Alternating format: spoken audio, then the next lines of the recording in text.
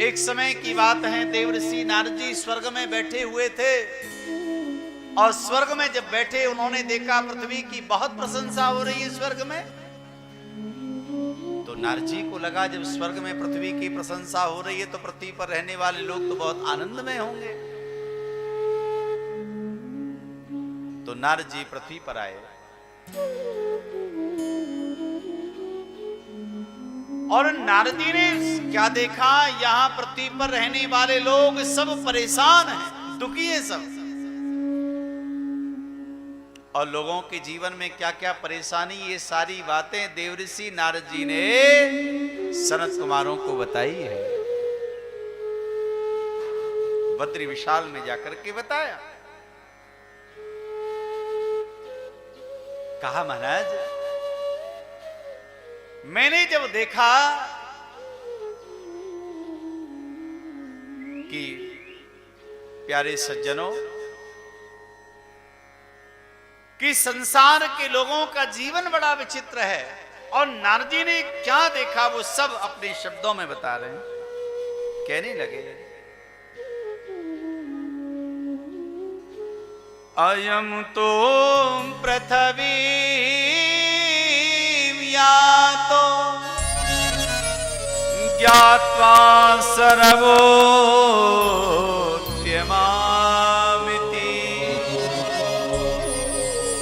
पुष्करम चे प्रियागम च काशीम गोदावरी तथा।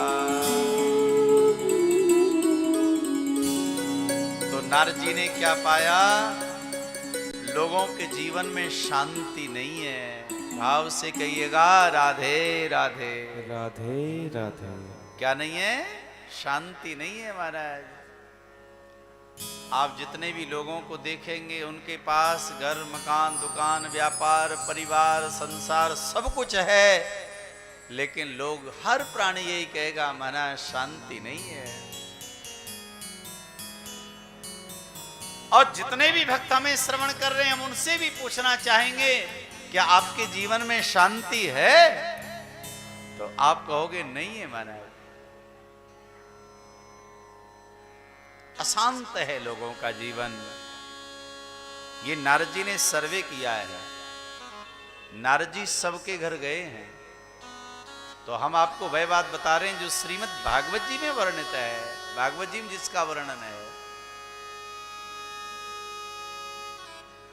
तो उन्होंने कह दिया मैं पुष्कर गया, प्रयाग गया, काशी गया, गोदावरी गया, गंगोत्री गया, 4 धामों में गया, रामेश्वरम गया, लेकिन कहीं पर भी मुझे शांति नहीं मिली। ये नारद जी बता रहे हैं। तो लोगों के जीवन में क्या है, सत्यम नास्ति तपा शौचम दया दानम न विद्यते। एक तो लोग असत्यवादी हैं, झूठे बहुत ज्यादा हैं। नारद जी ने कहा है कि कलिकाल के लोग हैं सब असत्यवादी हैं, झूठ बोलते हैं। अब कोई कारण से बोलता हो या कोई अकारण बोलता हो या किसी लाभ के द्वारा झूठ बोलता हो या कोई बिना लाभ के लिए झूठ बोल देता है, व्यंग में कोई झूठ बोलता है। तो नारद जी ने तो कहा है कि संसार के लोग, कलियुग के लोग 100% असत्यवादी हैं। ये नारद जी का सर्वे है, ये हमारी अपनी व्यक्तिगत बात नहीं है, मेरी अपनी बात नहीं। जो नारद जी ने जो श्रीमद् भागवत जी में कहा है वो हम बता रहे हैं। सत्यम नास्ति तपा शौचम दया दानम न विद्यते।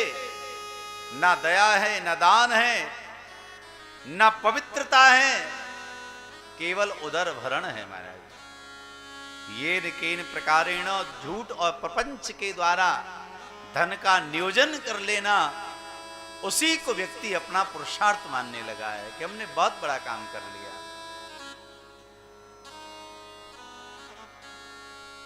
उदरम भरणो जीवा वरा का कूट भाषण, और उदर भरण के लिए व्यक्ति बहुत झूठ बोलता है। और भाषा कैसी है जानते हो, वरा का कूट भाषिणा। कूट भाषण, कड़वी वाणी है।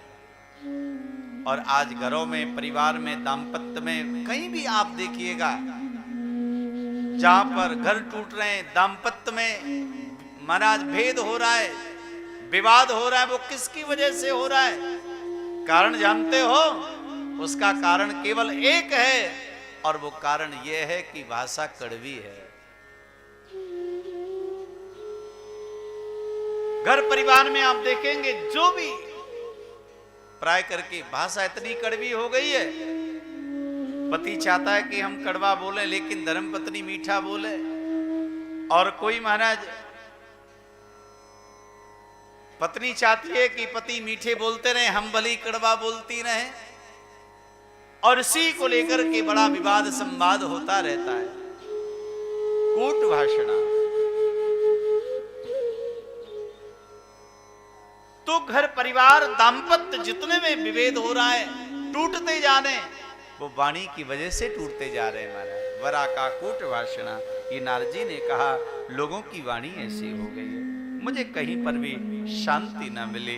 अब तो महाराज मैंने श्रीधाम वृंदावन का नाम सुना कि वृंदावन में शांति मिल जाए, तो मैं वृंदावन पहुंचा। लेकिन वृंदावन में भी शांति नहीं मिली महाराज।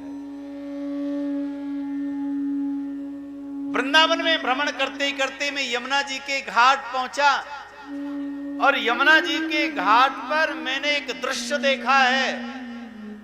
क्या देखा महाराज? मैंने स्त्रियों का एक झुंड देखा है।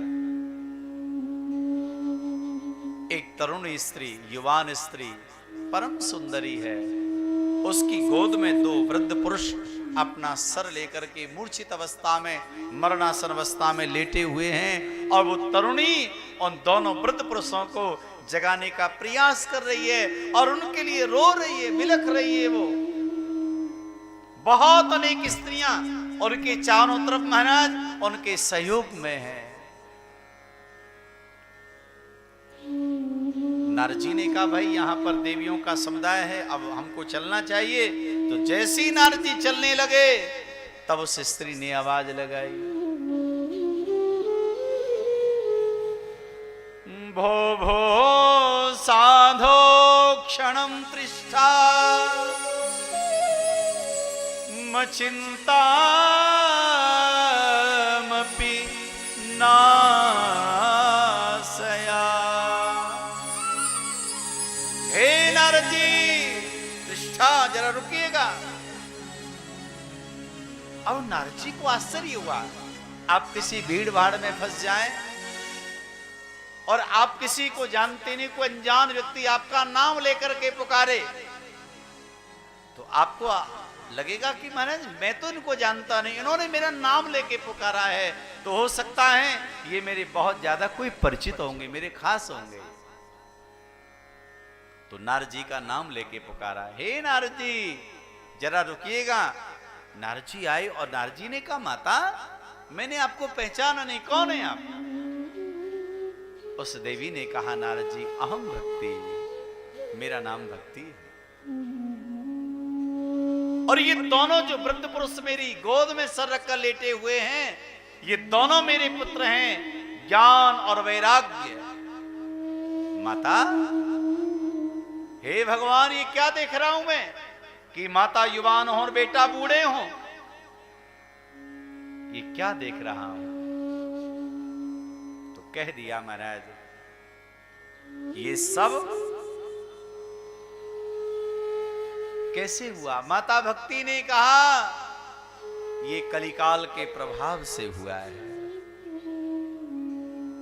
उत्पन्ना द्रवड़े साहम वृद्धिम कर्नाटके गता, क्वचित क्वचिन महाराष्ट्रे गुर्जरे जीर्णताम गता।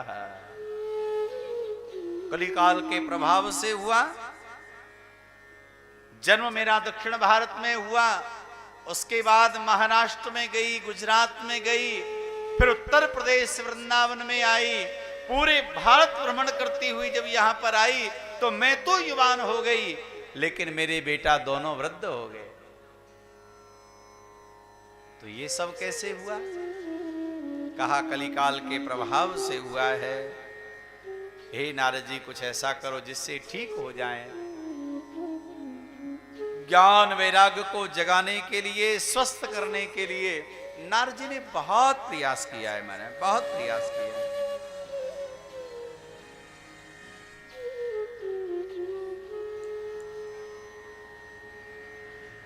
और जैसे नारद जी के द्वारा जब बहुत ज्यादा प्रयास किया गया,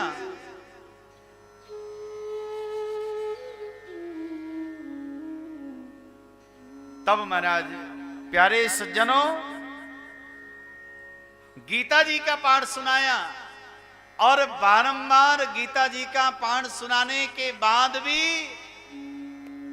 आदरणीय सज्जनों महाराज उनके जीवन में थोड़ी सी चेतना तो आई, लेकिन फिर से वो सो गए। अब तो नारद जी को चिंता होने लगी। आकाशवाणी हुई और आकाशवाणी ने नारद जी को कहा तुम्हें सत्कर्म करना पड़ेगा। भैया ये सत्कर्म क्या होता है? सबसे ये पूछा। तब सनत कुमारों ने कहा नारद जी सत्कर्म श्रीमद् भागवत की कथा है। श्रीमद् भागवत कथा का श्रवण और भागवत कथा का अनुसरण ही सत्कर्म है। तो आपको कथा अगर उनको सुनने को मिल जाए, उनका उद्धार हो सकता है। तब जाकर के कथा का नियोजन करने लगे। तब महाराज सनत कुमारों ने कहा उनको हरिद्वार लेकर के आओ। गंगा द्वार समीपे तु तटमानदनामकम।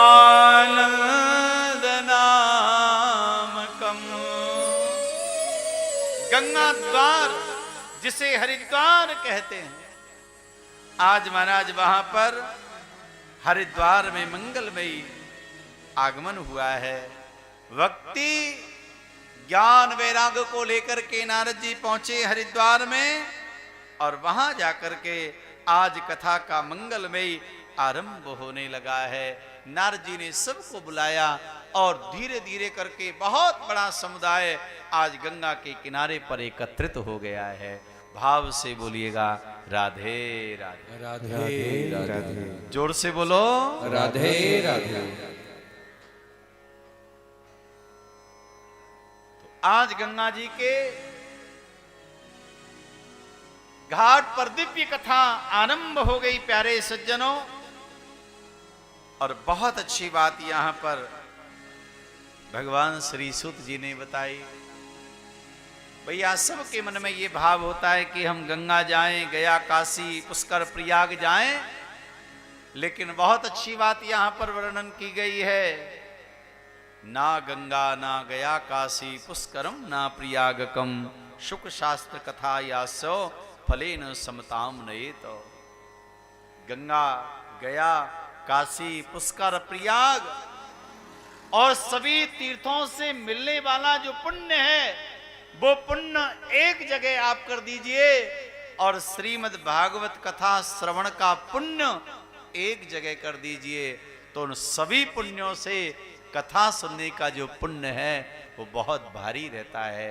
उसकी बराबरी और कोई पुण्य नहीं कर सकता है। सुख शास्त्र कथा यास्यम